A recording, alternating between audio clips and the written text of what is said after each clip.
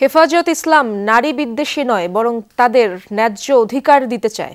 রাষ্ট্র নারীর ন্যায্য অধিকার পূরণ করতে না পারলে সেই দায়িত্ব হেফাজত নেবে বলেছেন সংগঠনটির মহাসচিব সাজিদুর রহমান। 13টি মশলার এক দারুণ কম্বিনেশনে তৈরি ইফাত রশিদ বিরিয়ানি মশলা। উৎসব এখন প্রতিদিন। বাদ-জুমা, নারী সংস্কার কমিশন বাতিল, শাপলা চত্বর, জুলাই সহ সকল গণহত্যার বিচার, হেফাজতের নেতা কর্মীদের মিথ্যা মামলা প্রত্যাহার, ফিলিস্তিন ও ভারতের মুসলিম গণহত্যা বন্ধের দাবিতে মিছিল বের করে হেফাজত। এ মাসের মধ্যে নেতাকর্মীদের মামলা নিষ্পত্তি না হলে কঠোর কর্মসূচির ঘোষণাও দেয় তারা, হুঁশিয়ারিও দেয় তারা, এবং দেশের স্বার্থে বিভেদ ভুলে সব রাজনৈতিক দলকে জুলাইয়ের চেতনা জাগ্রত করার আহ্বান জানান হেফাজত নেতারা। তারা বলেন, সংস্কার ও নির্বাচনের আগ পর্যন্ত ডক্টর ইউনূসকে ক্ষমতায় দেখতে চায় হেফাজত।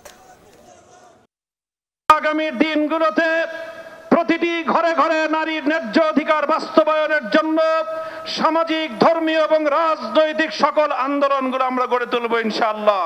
আমরা কখনো নারী বিদ্বেষী নয়। হেফাজতে ইসলাম নারীর ন্যায্য অধিকার চায়। ইসলামের দৃষ্টিতে যে অধিকার, সেই অধিকার বাস্তবায়িত করতে চায়।